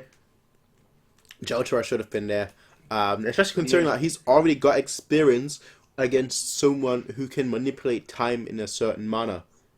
Yeah. So, he would have been, in my opinion, the perfect person to call. Because he's got experience, he's an experienced fighter as well, and he's been on the brink of death multiple times, so it's not like he exactly fears it. So, he would be, the first person I would call in his shoes. Yeah. He's got. But you know what's funny? Yeah. Do you remember in part 4 when Jotaro was struggling with a rat? Like, a rat that had a stand, right? In part 4. He was struggling with a rat. And then people told me, look, Jotaro hasn't trained, fam. Jotaro hasn't trained his ability to stop time, so he can only do it for a few seconds. I feel like Jotaro, this is off topic, but Jotaro is slacking so bad, man, in this particular franchise where, he would have been great to bring on, but he probably hasn't like trained his stand power to do it, right? So it was a sure bet for me that send Jotaro and send everyone who's still on side for this foundation and has stand powers, but Polnareff is doing it alone, man, and he got such a he's obscure now. He's a turtle now. He's a turtle, so it's like it was kind of tragic, but I like that. I don't usually like the happy ending, everyone gets to ride off in the sunset type of thing. It's kind of a shame though that they did that with Polnareff because he was one of the mainstays of Black Part 3. Well, his end is kind of pathetic, but also it's kind of nice to think about him just sitting there advising Giorno and the gang. Like, yeah, at least he's not dead. Yeah, better than dead. Yeah. Well, it would have been interesting as well how, just to bring it back to the point that we just made, how a time stop would have gone versus a time skip. That would have been quite interesting to see how that would have been written. You would have seen the time skip coming, and you would have skipped the action of the time stopping. But if the time is stopped before he skips it, then he wouldn't be able to see the action. I don't know. He'll see the stoppage coming, right? Yeah. How can you see time? But how can you see a time stop coming when the time is stopped? Yeah. Do you think did you think they played enough with the time skipping stuff? Or do you think it was just enough? I would have gone all out, I'll be honest. I would have gone all out. Like, I would have done time skip every 5 seconds to the point where you wouldn't know what day it is. Like suddenly they just skip months. And they're like, wait, why are we 50 years old? We were like 10 years old like 5 minutes ago. What happened? That's what I would have done. I would have gone to the maximum. Do you remember that arc where everyone was aging? What was it? Everyone was aging. Do you remember that? They could have played with that, honestly. Like, we don't know what the limitations of King Crimson is anyway. Like, how far... like how Abakio's power can basically rewind events, right? Like, for like years, like decades, sorry, almost. So what's the limitation of King Crimson? Can he only do like 15 seconds, 20 seconds? Like, we never really got into it. It wasn't the fact that nobody understood how it worked. It's just we didn't have it explained or practiced. There was not enough, practice of it to understand what the limitations were. So we would just see skips, in that last arc where we would just notice it visually on screen. Oh shit, King Crimson used his power. You know what I mean? Like that sort of thing. So I think they did say it was like 10 seconds. 10 seconds? Did they? 10 seconds. The actual limitation of how long it lasted was said. Yeah.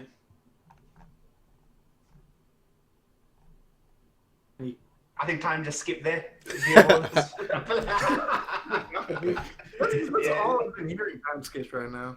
He just skipped all the Diavolo slander there, so no one heard it. Yeah, we can talk about Golden Finale now because that all came on from that was all Rome basically. They're still in Rome, right? When the body switch and stuff. What did you think of that? At the moment that happened. That was the weakest part of the series, in my honest opinion. I usually like body switching or body changing kind of things, but I felt like the way at the point it was done, like if it was done either earlier or not later, just earlier. If it was done earlier, it would have been much better. But because of the timing, I felt like the timing was just all over the place, and I just felt like it's kind of like a breather, and it was just kind of comedic at that point where we really didn't need to have these comedic scenes where I felt like the tension was rising and rising and rising, and then suddenly the tension just dipped. Sorry. No, you go on. I was not a biggest fan of it.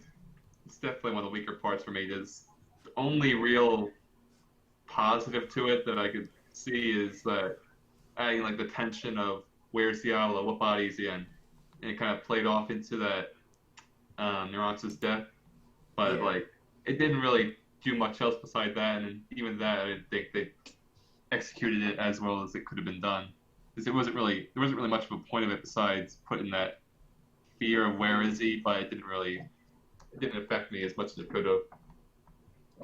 Yeah. I respected it. I respected that scenario because you'd assume that, oh, this will be another showdown like Dio's World, and it will all be on Diavolo versus everyone, and you kind of expect that going in. And actually, I think you want that going in, considering Diavolo only really shows up properly towards the end, right? But then Araki decides, you know what would be something bizarre and ludicrous to do right now?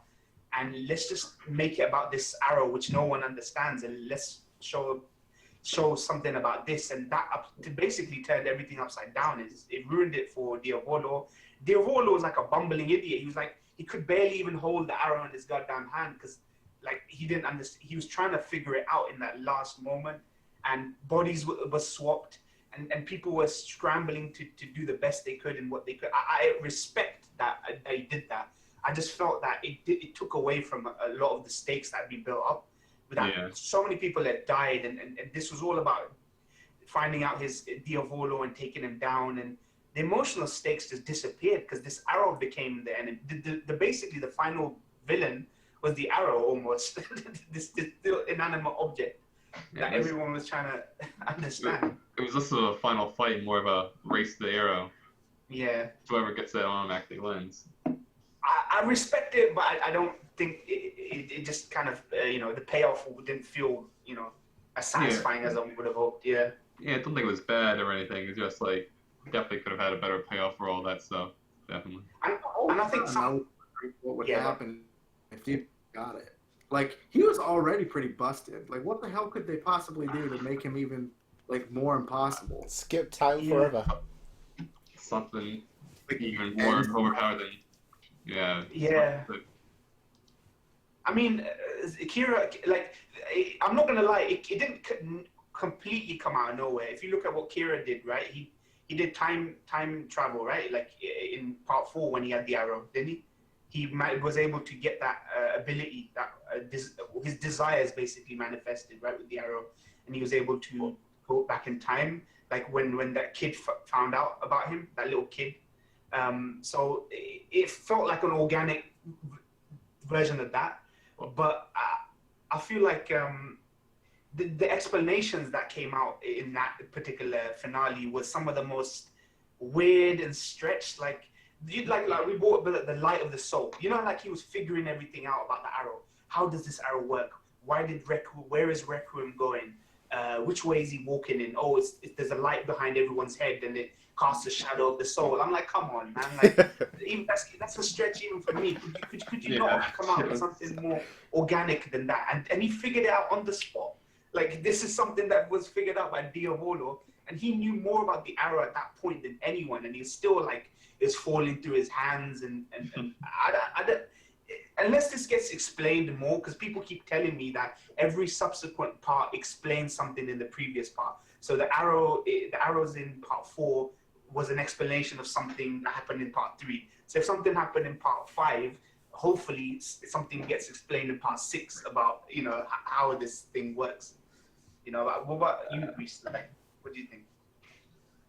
About like just how they're utilizing it. That whole mess of a scenario. Like, I loved it. It was exciting, but this whole mess of a scenario, body switching, the arrow, chariot requiem, people stabbing themselves. You know what I mean? Like, yeah, I mean, that was something that shadow part was probably the part I was like, all right, I'm not gonna even pretend to try to explain this so I don't get eviscerated by my comments.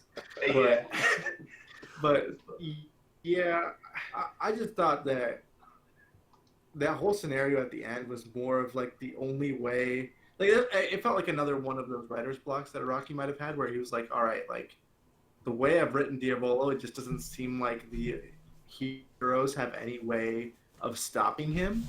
Yeah. So I have to like pull things up. That's why the body swapping happened. That's why the arrow became the main focus all of a sudden, and that's why we got a whole new stand for him, which really like was unnecessary, like in the grand scheme of things, right? Like that's why I was just like, I don't know what's going on, and that's why, like, I mean, we'll talk about the ending, but that also threw me for a loop. Like the main complaint I had about the very end was the pacing And the way, like, there were parts that I would have enjoyed, but not at the end. Yeah. Just a lot of introductions to these things. I don't know why like I don't know why I'm more forgiving of all the stuff that I felt wasn't right. Like I wasn't this forgiving of Stardust Crusaders in the early days where I felt like it was plodding and some decisions really kind of irked me. So I wasn't that forgiving. I don't know why for this part where as much as I know for a fact that these things could have been done more elegantly, I just didn't feel like it killed it too much for me. It was absurd.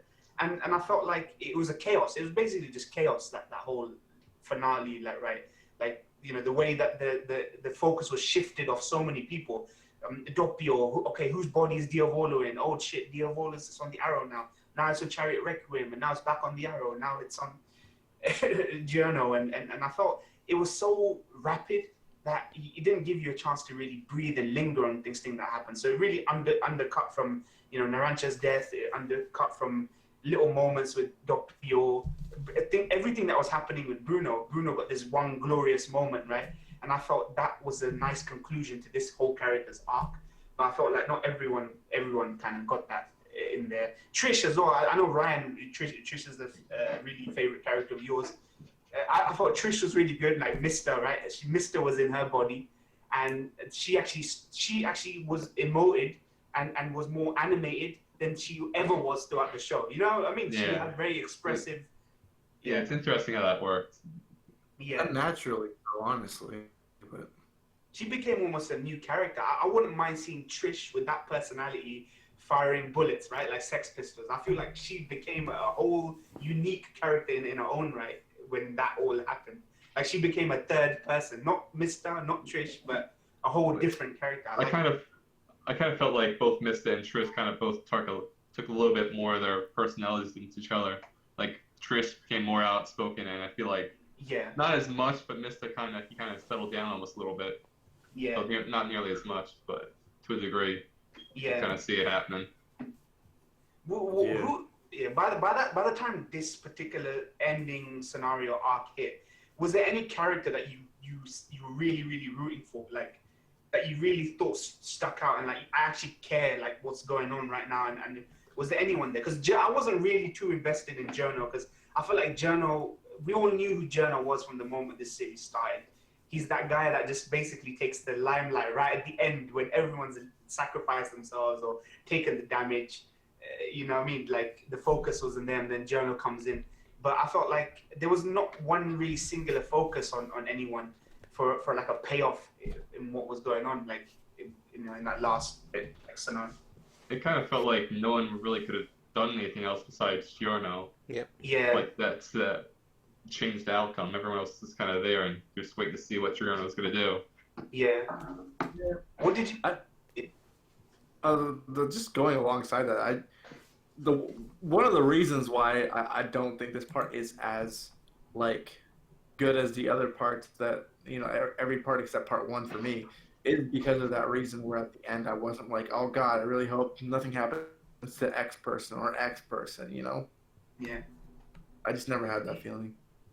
I see. This is why, like, it's weird that we actually have criticisms, but I still like this part. Like, I still, for overall, just feel that this is one of the stronger parts. Like, I'm not trying to say that I'm not considering everything that happened with the finale, but I don't want to judge the whole show just on what was going on in the finale. And obviously, there's the end that we can talk about. But I feel like I think we can really only talk about this if you talk about how they handle the end, the whole stone thing, the thematics, right? Reinforcing what the theme of this show was rather than giving people like a definitive, this is what happens to this person, this is what happens to that person. Like, I think it would be better to talk about that, because that ending was trying to reinforce the themes of what was going on and what we're supposed to get out of what this whole sacrifice and this journey was.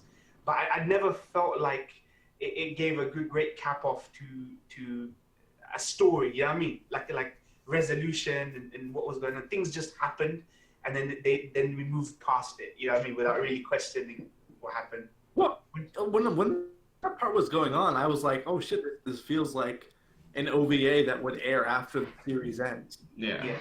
And everyone got on me for saying that. It absolutely feels like that. Like in the manga too, it felt like, what is this filler? Like it does have a good conclusion to it, but I much would have rather just seen what is going on after all that stuff happened than getting all that stuff. I don't know who it was that tweeted, one of you, I think it was one of you guys or someone else, but they said that they wish that there had been more clues to the Stones, the Rolling Stones stuff. At least maybe even earlier on in the series, where we could have shown a little bit of it, like Mister's going after this guy with Rolling Stones, but they never continue it. Then you're wondering what's going on, and then right at the end they explain it. It would have made more sense to do it instead of just tack it onto the end and go, okay, this is the themes of the show. Every stone has a sculptor in it, already. Someone just has to chip away at it and find it, almost. And I appreciate that. I appreciate what they did there. But it just felt like we needed more clues to it happening. What do you feel, Prince? Honestly, to me, the ending just feels a little rushed. It feels like the journey... like usually where you have like the normal arc of like a story. To me, it feels like you're on a roller coaster almost, and it's going up, it's going up, it's going up, it's going up, and then just suddenly and just drops, and then you're at the end. It's like, okay, so we had all this ride with all this journey, and then suddenly it's just 50 miles per hour just goes down, and it's over before you even know what happened. And that's kind of what I felt like. I wish, not to say I wish it was more dragged out, but I wish the pacing that we had throughout the whole show, which was, quite fast, but also taking its time with certain things, I wish that applied more towards the ending, where I felt like it was a little bit rushed in certain aspects. I felt like, we're just kind of going all over the place right now. And to me, it just ruins the ending. I just feel like the ending, honestly, is probably the weakest part of the show. As crazy as that seems. Yeah. You know what's funny is that Araki seems to have lots of ideas for this part, but he didn't know how to put them all in. Like, he wanted to put loads of stuff in, but he wasn't able to realize them. Somebody told me when I was saying stuff about the Mister stuff and the Stone stuff, they go, oh, but don't you realize Mister's the reason why everyone dies, because he blah, blah, blah. And I'm like, okay, fair enough, but what does that mean? Like, what does that even mean for the ending of the show? He's still alive. Journo's now taken over. Like, what does that mean? Like, what am I supposed to feel? Like, when you tell me that Mister's the reason everyone died, like, when the story's trying to tell you that, no matter what their fates were, they kept putting their lives on the line, right, to do that. It's such a jumble of tonally themes, messages, making you feel like, oh shit, Mister's the reason. I'm like, what am I supposed to feel when this show ends? And I was like, I need more. I just need more. Like, I'd be happy if there was just a little bit more. So that's what I felt. Well, when I said that it felt like an OVA, I posed the question: if you took out that part, like, what would you be missing, right? Yep. Nothing. Not much. Not much. Yeah. Yeah, I mean, it's a little extra explanation. Like, what most people seem to really enjoy about that bit was that, I guess, the stone stand, if you touch it, basically it gives you a peaceful way of dying without suffering, right? Yeah. So the point of the whole, the thematic relevance of it is that you'd rather confront fate head on, which is like the opposite of what Diavolo does, right? Yeah. It's just to further add on to that motif that they've been going with the whole time. Yeah. And the point was that, he was supposed to die at that one point if the stone was to be believed, but since Giorno saved him and the journey continued, more people died. That's the whole point of it. But I was like, they're dead anyway. I didn't need to know about this Rolling Stone thing in the context of the whole series. Like, that's why I was like, if this was an additional episode, I would have enjoyed it. Like, it would have been cool to see. It's another stand user. It's adding on to the motif, and it makes sense. But don't put it at the very end where all of a sudden, pacing, when it's like winding down, all of a sudden it's like, okay, now they're all of a sudden in a restaurant. Like, they even entire part with them sitting around the corner, and then like a bird flew by, and we went back to Diavolo, and I was like, what the hell's going on? Somebody tried to explain it. Like, I kept questioning throughout the show, like, are there's so much mortal injury in this show. Everyone's taking so much mortal damage, but nothing's really happening. And then people use the superficial excuse, oh, but JoJo's always had that, right? And that's fair enough. I can take that reason. But then somebody said, because of what Mister did, none of them were able to die until a certain point, right? Until their fate, like their fate caught up to them, right? So up until then, none of them could have died, no matter what happened to them. It's a stretch. You know what I mean? That's a bunch of bull. It's just the JoJo being over exaggerated. It's nothing but that. It happens, the headcanon and all that. You know what I mean? Headcanon and... Honestly, the ending should have been like an OVA, like Rohan's. Just, have that as a bridge between part 5 and part 6 and we'd be good. Have that, yeah. I mean, if Rohan can get one, and it was incomplete. They didn't really even adapt all of the stories, if I remember correctly, for Rohan. But Fugo, I mean, how many OVAs do you think would they need to adapt those books? I'd be like 4 or 5. Yeah, I gotta think back on how long that was. Yeah. It would definitely take a couple. You need a couple episodes worth, probably, for sure. Because there's at least like 4 or 5 fights in that. Damn, there actually fights still. Damn. Yeah. Fugo, not really much of a spoiler. Fugo basically has some guys that he meets up with and goes around fighting this. Do you mind if I do like how it starts off and like what the plot is? Like what Fugo's...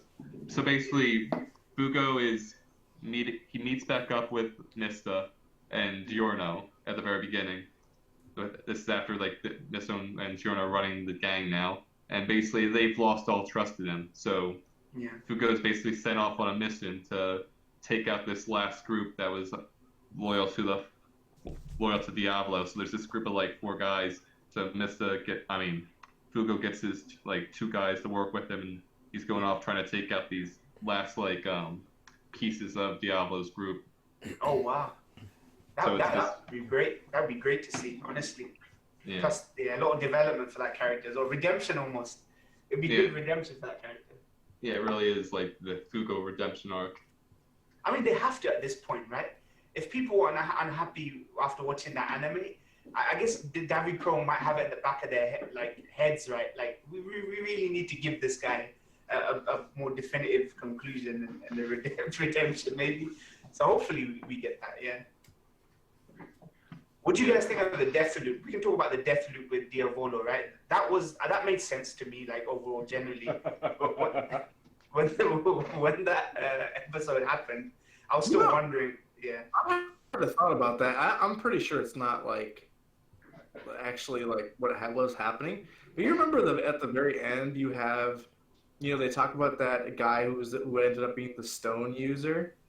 And that dad had come up to Bucciarati and asked him to murder this guy basically because his daughter was killed, like driven to suicide. Yeah. But when we get the explanation, they're talking about how she was going to die of a disease and that she basically killed herself to save her dad. Yeah. So he used organs. I was wondering if Diavolo represented like that organ harvest for when he was on the autopsy table. Yeah. Yeah, I was wondering if it was a parallel to that, like, daughter getting killed, and they were talking about, the liver is, like, it's a good liver. Yeah. And I was wondering if it was a parallel to that at all. Do you think her dad didn't get the organ? He got the organ, or do you mean just a general parallel to it? Just a general parallel. Almost like Diavolo was reliving other people's deaths, almost. Yeah, I mean... They're very specific. Run over by a car. Him being girl table. Yeah, maybe, possibly. Yeah. Or the people even the homeless guy, him getting shanked, was part of the loop. He was actually killed by Giorno. He wasn't killed by the homeless guy. Yeah. See, it's still. I know what people explain it as he's. Death loop. It returns to zero, goes again, returns to zero, goes again. Is he physically? He's not physically feeling this. Like his body's not feeling it. His consciousness is just stuck in a death loop of he doesn't realize he's dead. He's just constantly reliving. Like this is some like quantum like level Well, shit. Like, yeah. yeah. But I when you think he think of does all the realize. demises of the villains, like, does he really deserve that? Or like, that's like the worst death by far. Like, Yeah. Oh, I would say mean, part he 2 had it equally bad. Where the villain didn't deserve that in part 2. Yeah, like he can't erase it. Like he's just constantly, like you say, cause and effect, right? He's he erased that possibility of death for him. That's crazy. Yeah. And they show how like it completely just tears him apart because he's screaming at a little girl coming up to him. Yeah. Like it's just the worst possible end for anyone. It's not an end even. Yeah, but you know the worst thing about the ending is the fact that this is what annoys me about part 3. Jotaro develops this power that he has, the time stopping stuff, right at the end of Stardust Crusaders. Journo also develops this super crazy good power right at the end of the series, and then the series finishes. We never see what this power holds for the future. So Jotaro's basically wasted his potential not developing his power, right? His ability to stop time. Now, I don't know much about part 6, but now that Journo's developed this power, you want to see to explain it, you want to see what the application of this power is so that we maybe get a better understanding. But we're always left on a mystery. Like this crazy mystery powers that are developed and we never see it again. And then the next season comes, and I think, like you say, he might have taken criticism on board and gave Jolene, the protagonist, a more simple, down-to-earth, grounded power, which isn't OP. You know what I mean? So that's my one criticism, that we see this power once. It would be nice to see continuation. Yeah. But just with like part 6, you can't really do that because you got Giorno running a gang in Italy. Then part 6 takes place in America, so. Can you imagine like Giorno with that end game stand ability, like going against Dio? Like Dio would be stuck in a time he would be stuck in a loop where he's constantly trying to stop time, but time isn't stopping because he erases that effect. Yeah. It's like the ultimate broken. Like I look at it as the ultimate defensive stand. A lot of people would just tell me it's the ultimate stand, but I would go that far and say it is the ultimate. It just doesn't lend itself to continuation. But you know what? One thing people say about Jojo is, Jojo's unique because it's not how powerful the stand is, it's how they're used, right? How you use the ability of the stand. But Jono throws that out the roof. If he started and ended that show with the same ability, we'd know what was possible and what wasn't possible with him, right? But he was just like, I'll use this power. Okay, now throw that in the bin. I'm going to use this power. Throw that in the bin. They were all specific to the particular scenarios, and they all came out of inorganic. They were just felt like contrived, right? And then right at the end, they go, forget my ability for life, right? Now let's get this new power where I bring everything back to zero. So it was created specifically for the scenario rather than him using that one power he's had since the beginning in a unique way, you know what I mean? He developed it, he did it on Diavolo, bang, at the end, you know what I mean? So that kind of annoyed me about Giorno particularly. So. Say what you want about the whole snake in a brick. It made sense thematically. It made sense with his powers, and at the time... Well, when I say it made sense, not scientifically, of course, but... The ending, just like, about that. Let's just throw that all away. You know what I would have liked is, when Spice Girl when Trish manifested Spice Girl on the plane, Spice Girl was actually calming her down and leading the way, right? You can do this, you do this way, that way, because Trish wasn't familiar. This was the first time she manifested Spice Girl, or rather, like the full blown form of it. Now, when that happened to Giorno, this evolution happened, it was like Giorno wasn't familiar with what was going on, but I'm sure his stand probably was able to enact his desires. I thought there's such a big contradiction there where if you're going to have a broken, crazy power, then let the stand do it. Don't have Giorno literally in 5 seconds able to explain everything that's happening with my power, and I know how to use it, and I know what's going on. Giorno didn't know what happened. He just knew that. Yeah. All he knew was that Diablo was done. He didn't know really what happened because he was kind of unconscious that whole time. Yeah, but Jenna was trying to explain about what was going on, right? He's the one that gave the explanation about it returns everything. Like I think he was standing. No, and talking. It was the stand. That was him talking. He was standing against a railing and he was talking to somebody. I think this is what happens. And yeah, but I don't think even when he was saying that, he didn't really understand the full extent of it. Like he wouldn't be able to explain exactly what it does. I think he just knew that Dion was kind of gone, and he's like, I don't think he's coming back. That's all he said. He's no coming back. Okay. Like I'm sure he understood it to an extent, but he doesn't know exactly how it works in full. Yeah. Can you imagine if Giorno's stand just turned on everyone? Hey, you gotta imagine. Yeah, if it's that strong, why can't it just say "fuck you, Giorno, I'm out of here"? Yeah. You know when Polnareff stabbed himself, stabbed with the Chariot he was separated, right, from his stand at that point, right? Yeah. Like he did say he was separated, and that wasn't the case for Journo, right? Journo still has his stand. Yeah. Like Yeah.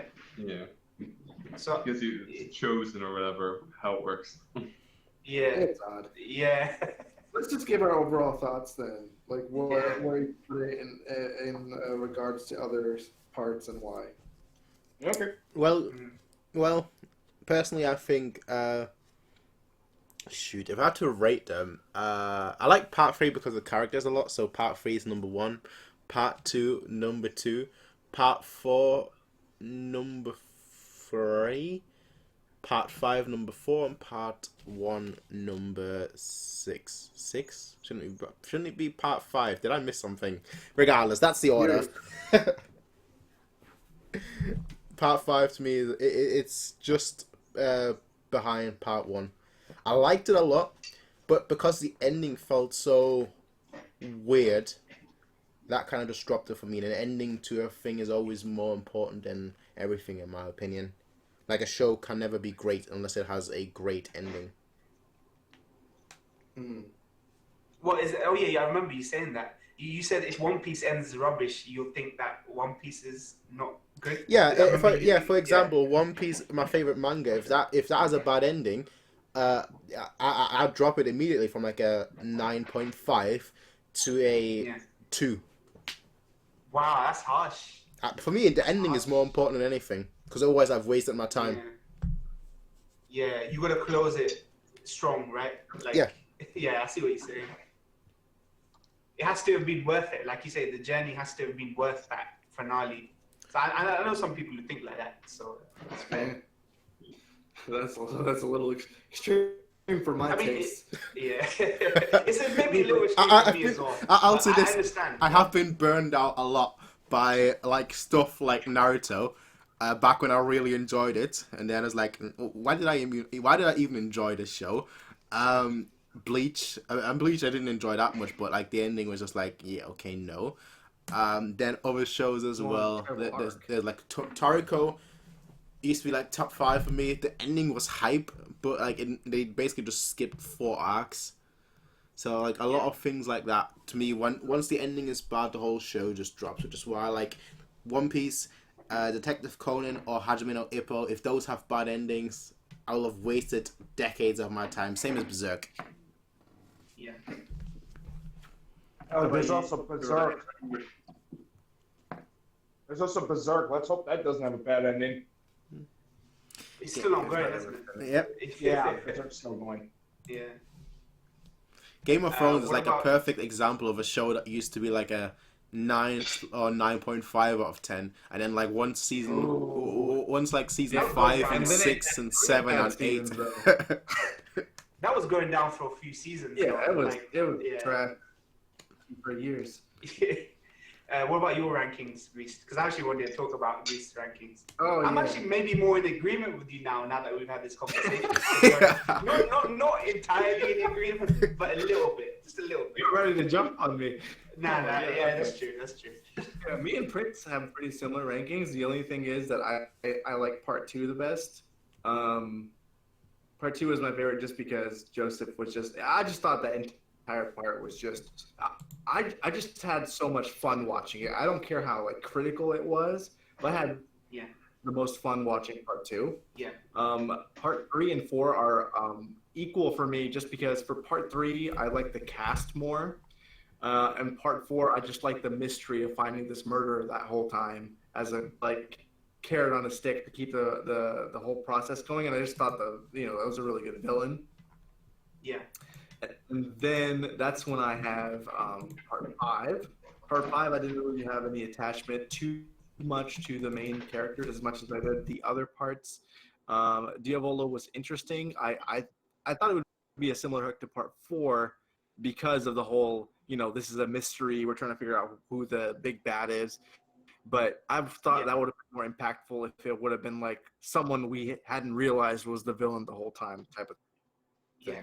So it didn't really, it didn't do that, and it didn't stick the landing completely. I don't really think that the ending was bad for me personally. I still had fun with it. Yeah. But the other parts were just stronger. And part 1, I just don't like part 1. You don't like 1? So not much at all. Part 1, like when I was introduced to Jojo and I was watching part 1, I was like, why am I watching this? I think 1 gets a lot of hate, unnecessary. But I understand why. When you got better parts come out, it's not that you hate it. It's just the least of your favorites. It was interesting it had interesting parts, but like I was like, all right, they're throwing dogs in the ovens. This Dio dude is just like an extreme. That's when I got hooked, when the dog was thrown in the oven. Ryan, what about yours? What's your order rankings? I'm in an interesting place since I've read the manga, and there's a lot of things in the manga I like more. But I guess I'll kind of just partner both of them up and rate them as wholes. So part 5 is my favorite part, for sure. Oh, wow. And yeah, it is. Just, I don't really care as much about the ending as a great ending can be good, but I enjoyed like the journey more than any other part by far. And I love the supporting cast, even if Giorno and some other guys don't get as much development as you'd like. Yeah. But yeah, that's fair. Reading that in the manga, I just had so much fun with it. And even if I did think they didn't adapt something so well, I still had a lot of fun with it. So yeah, then second, part 4. Yeah. That's mainly because I love Kira and Rohan as characters. Rohan especially, like he's top. He's one of the best in the whole series by far. So he just carries that whole part for me, honestly. Yeah. Then 2. I think it's self-explanatory. Probably people like that part. Then 1. Then 3 is my least favorite, probably. Oh, wow. Yeah. You're hurting me on a personal level right now. I'll be honest, like 3 has one of the best endings, but the journey, I can barely remember anything about it. I just remember being bored watching most of it. I only remember few key parts. I should probably rewatch it one day, but I watched it years ago. I was honestly bored until the final 15 episodes, besides a few parts. I feel insulted on a personal level. I'm sorry. Yeah. I didn't care about Abdul or Haikyuu. Best character. What? Yeah, even because it's weird because I'm opposite to you. Like, I'll just give them my numbers right quickly. Mine's 3, 5, 2, 1, 4. That's how I rank them now. And this is after this conversation. Is that favorite to least favorite? Favorite to least favorite, yeah. So okay. Now before 3 and 5 were actually close, really close together, but after this conversation and us just talking about it, and Prince's comments being that I'm not fully with you that an ending can ruin a show, like just a whole show, like judging 600 episodes based on the last 2. But I do agree that when you don't finish those threads, it can feel kind of unfulfilling and unsatisfying. So 3, I just love 3. Maybe it's nostalgia, but I felt like compared to the way 5 handled its things, it's a very simple. It's a very simple, basic road trip journey. And that finale, the last 4, 5, 6 episodes were really good. I think 5 was basically so much better than 3 in the beginning, the pacing, all that stuff. But I think it owes a lot. It actually owes a lot to 3 as well, which is the only reason why I feel I put it down a bit. 2 because it's Joseph and I love it, but it's gone down a little bit because when you go back to that, it's not that memorable. There's not that many memorable moments apart from Joseph. And Lisa. One because I feel like 1 gets shit on, but it's such a good mythology. Like it's a great thing to create the mythology. 4 because I like Kira, but Kira is not enough for it to carry a Joestar I didn't like. And it all went down when the 9th or Thursday, the 6th arc happened, with that guy who creates origami. You know, that guy who folds the paper. Everything that happened in that particular arc onwards till the end, I was kind of a bit down on. So that's the reason why 4, I feel, you know, it's there at the bottom. So it's actually very different to you, Ryan, because you have 4 and 5 at the top, actually. Yeah, I at the bottom end, yeah, I can understand your points. Like, honestly, since I like all the parts, I can really see any ordering. Honestly, I could understand someone putting number 1 first or whatever. I mean, people put 2 up there for Joseph. Like, yeah. Sorry, I mean, that was my cat. He's trying to get in the door. Yeah, I mean, the real reason people put 2 number 1 is because it's their favorite Joestar. But I don't think it's enough to say, oh, I like Joseph, so I like part 2. Part 2 has its own problems, and Part 2's got cars somehow. What are you talking about? Yeah, I agree. It's got cars. Wamu. But AC/DC. Yeah, I mean, good old days. I like those. Come on. That create all the memes, right? But I don't think the meme fodder is just a good enough reason for me to like rate it when I think that 5 does so much good, like in terms of improvements on for those parts. Those are much shorter parts as well. Like part 1, part 2 are much shorter parts.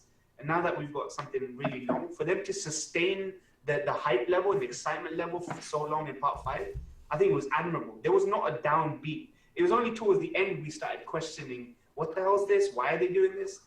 Up until that point. I still had fun at the end. Yeah, like we had a lot of fun with that, so I don't want to go back on that. But actually, speaking to you, Emrin, and speaking to you, Prince, I take on board what you're saying. So that's why 5 isn't top place, like joint first with 3 right now. So We got one last ranking. yeah, Giovanni. Okay, so I'll go from least favorite to favorite. I don't know about I know Moyne doesn't like this part. Let me rephrase. Okay, so my least favorite is Diamonds Unbreakable. Yeah. I when I was watching it leading up to catching up on Golden Wind, like I remember watching one episode, I thinking, oh, okay, I'll just push through. But every time I tried to watch Diamonds Unbreakable, especially the first, like I was struggling to keep up because of how slow it was kicking in. By the time Rohan shows up, as well as Kira, that's when I started to enjoy it. But I still didn't. I think it might have been Josuke that might have been a factor as to why I didn't care for Diamonds Unbreakable at times. I mean, I understand that Josuke was meant to be more aloof or something, but I just couldn't really click with the character at times. I would say my fourth favorite would be Golden Wind. And while it was fun to watch, I actually thought the ending was, as one of you guys mentioned, it was rushed, but I thought they could have done more with the ending, but as well as Giorno having broken stand abilities. Even though one of them did have an enjoyable scene with Diavolo's loop, wah. I don't know, for some reason it stuck in my head ever since I saw that one of those episodes. I kind of wish some of the main characters were characterized better than what we got, especially with is it Abacchio or Abacchio? The one that was the one that was suddenly killed off like out of the blue. I was like, okay, whatever. Like why? Like I wish there was, I don't know, although they did give him a backstory, but I wish there was more to the characters than what we got.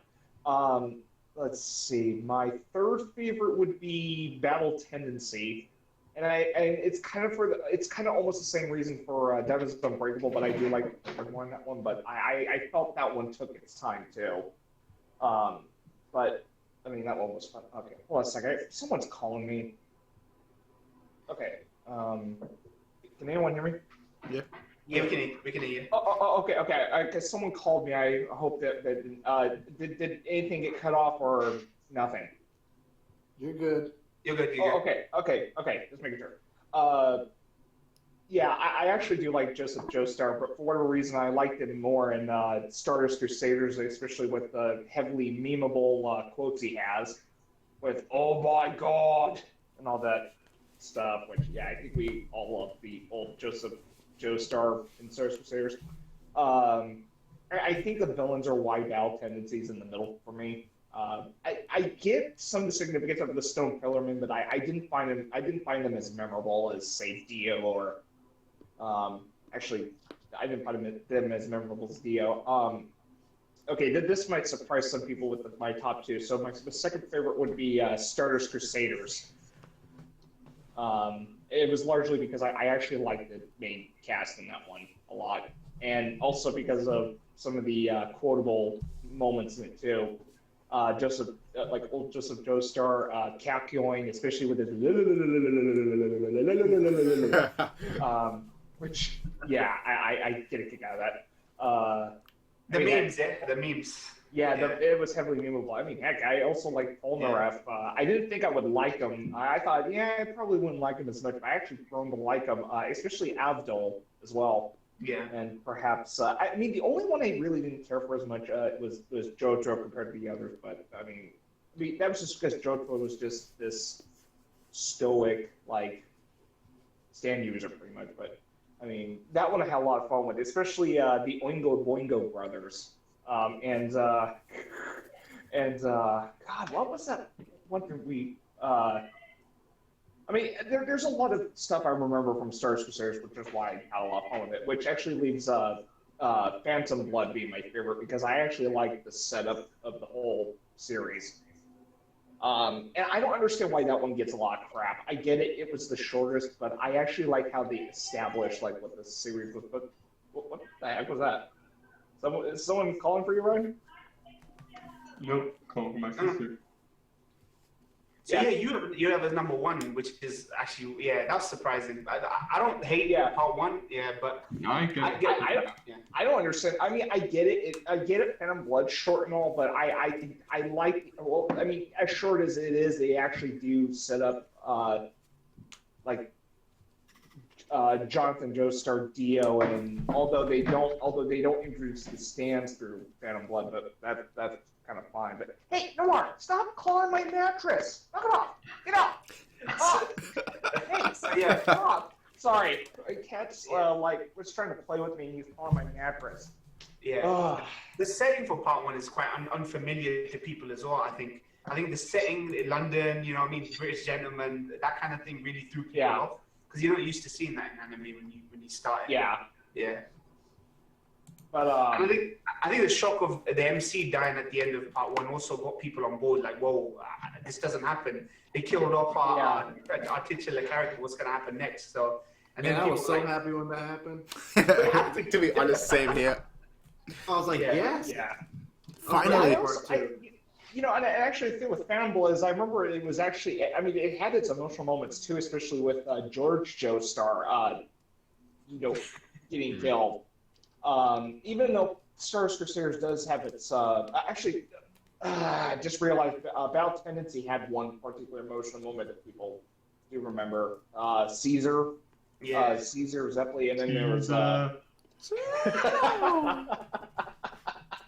and then there's Kyoukai. I'm not gonna lie, that one kind of got me the most was Kyoukai, because I actually liked him a lot. I disliked Kyoukai. Like, of all the Stardust Crusaders, I didn't really feel for Kyoukai that much. I don't know why, but he got like one little backstory at the very end, and that's it. You just didn't really get much to him. Exactly. Yeah. Yeah, but for some reason, like I mean, the interesting thing about Phantom Blood is every time I rewatch JoJo's Bizarre Adventure, I always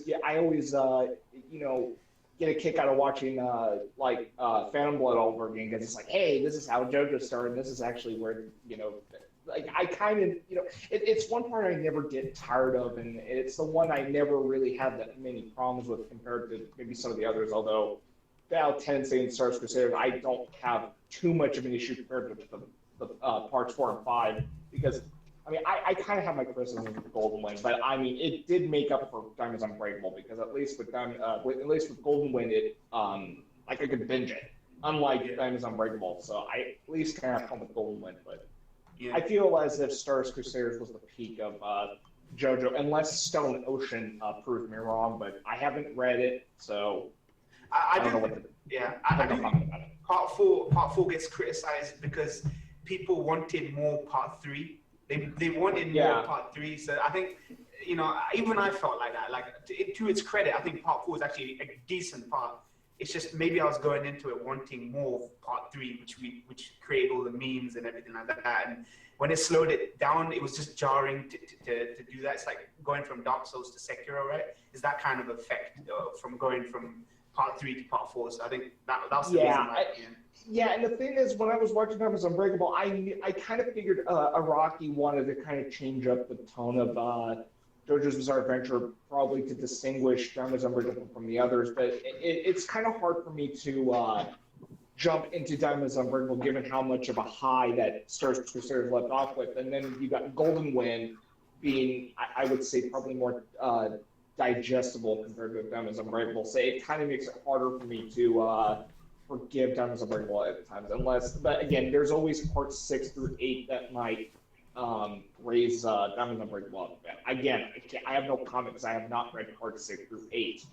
I haven't even read the manga, so but I've seen the anime all the way through, at least. Yeah, Ryan, isn't the part 6 the one where they're on horseback for the majority of it? Where they're what? They're on horseback? No, that's part 7. Oh wow! I thought that was part 6, but I realized it's Jolene that's part 6. I got that one wrong. Yeah, part 6 is Jolene. Part 7, I'll say this: after part 6, the series takes kind of a turn, and it gets set up with why that happens in part 6, like why it goes so western. Yeah, part 7 is like almost everyone's favorite. Yeah. It's widely respected as the favorite. I haven't finished reading it, but I can definitely see why it's really well written. Yeah, I'm looking forward to that. If we get Hope they get adapted. Yeah. In 2029. Yeah, I'm honestly not sure if that would ever get adapted. I'm not sure if it would really do well as an adaptation, honestly.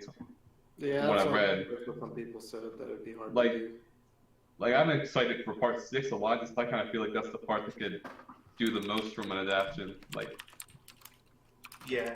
I think they've done the archetype. And to be honest, the fact that I know that it's got a female Joestar, right? So I think we've kind of exhausted the male archetypes that you could think of, right? Like Clint Eastwood as Jotaro, you've got the lovable rogue, you've got the punk school kid, you got Jono, who's like this almost messianic, like Joestar. So I'm ready now for like a different take on a Joestar. So I think it'd be really good that the one big difference with the 6+6, I think, will be that we've got a female Joestar and see what that brings to like the whole show and everything like that. I think that'd be kind of cool. Yeah. All right. Prince. Well, yeah, I agree.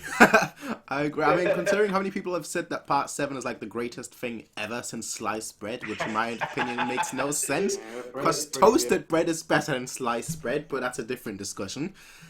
I want to see part 7. I want to see part 6. I want to see the continuation of it all. But knowing JoJo, it's probably going to take a while. Part 5, how long did that take? 4 years? 5 years? I'm not sure, but it took quite a while. For 2. 2.5. 2.5. Was that it? About that long. 2. It was at least 2. Felt like it was much longer. Well, in that case, I guess I won't have to wait until 2025 or 2030. Maybe we'll get it by 2024.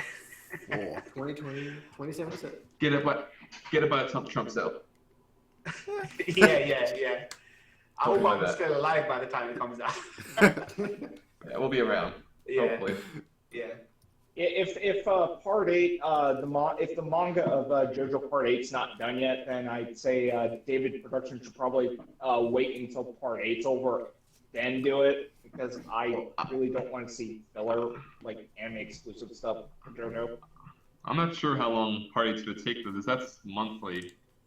Yeah. So I'm not sure how long that is. It is long and how much is left. So that could be going on for a while longer. Well, if you think about it, they're going to have at least like 5 years.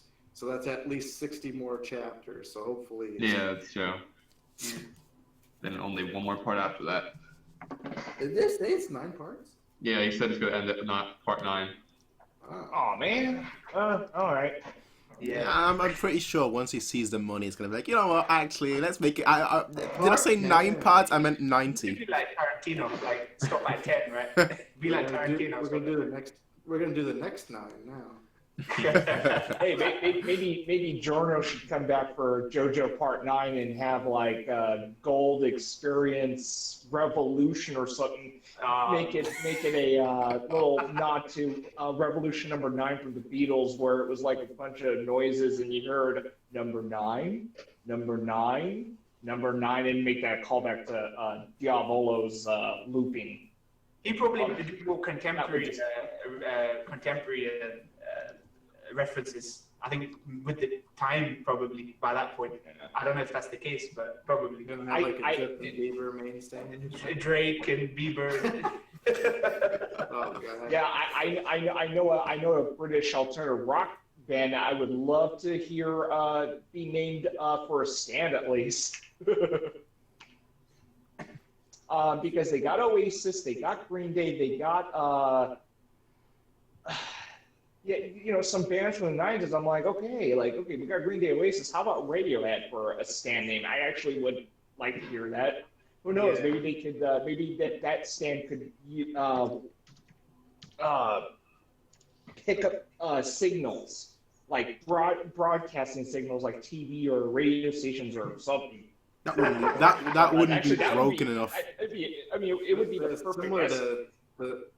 It's similar to Joseph Joestar's ability in Part 3. Yeah, a lot of people were talking about how if he had just used that ability more, they would have saved so much trouble in Part 3. Yeah. He just used it sparingly. Yeah, and Hamon just, like, I know Hamon, people were pissed that Hamon disappeared, right? But because it felt like Hamon was, like, inherent to Joestar's, like, and it just you know, disappeared. And when Dio awoke, Stan started appearing. I still have confusions about that. But I'd like to see Caesar do his bubble shit in front of, like, Bilbo or something. Yeah. Hey, I can create bubbles. Well, I can stop time. Look at me breathe. Well, I'm not going to wait for you to breathe. Skip time, dead. It's true. Just don't let him exhale. You know, let him inhale, but don't let him exhale. Skipping the part where you exhale. Yeah. CO2 poisoning. Okay. Yeah. Shit. It makes me think that I wish I'd seen more, man, of King Crimson, but what can you do? I think that wraps it up. Yeah. Yeah. Well, it was a privilege and an honor, ladies and gentlemen, to have this Part 5 discussion, which pretty much ended up with us trash talking it about it towards the end. We're fair. But yeah, I mean, Part 5 has been fun. I'll say that it has been a lot of fun. JoJo in general has always been a lot of fun whenever it comes out. So I'm hoping that the future parts will be equally as fun as this one has been. But all I can say for now is this has been a fun podcast. This has been quite fun to discuss about certain things. Of course, it's been a while since we had one. But yeah, I mean, unless anyone has any last words to say, I think we'd call it a day. No last words, Your Honor. Yeah. Your Honor. Yeah, no last words, man. Is there a chat? Have you got a chat on Prince right now? Yes. Yeah, no, it's just that a lot of you guys were asking, right, for this podcast, because I know we missed a bunch of weeks. So for those of you who are joining Prince, right, for this podcast, thank you guys for joining, man, and being here, man. I hope you guys appreciate it. Yep. Well, with that, ladies and gentlemen, Yeah, I got a few things to say. Oh. Yeah, I was gonna say, yeah, I remembered kind of bringing up the idea, or suggesting that I would join in one of these years, but again, it took me a while to finally jump into one. But I felt like I'm kind of glad I waited until like the last one. That way, I can kind of share some final thoughts because again, who knows? Like early thoughts, middle thoughts might differ from that. So I mean, I'm glad I actually made it to the end at least. So I guess for the time being, I guess for the time being, we'll just have to wait until Part 6 gets announced and perhaps just enjoy all the JoJo memes, such as this.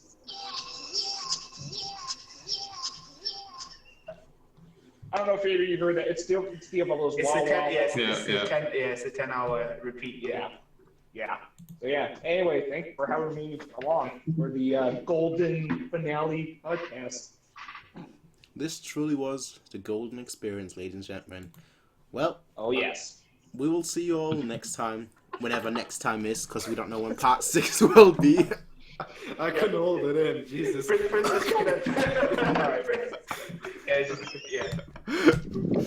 Until then, everyone, peace out and have a nice day.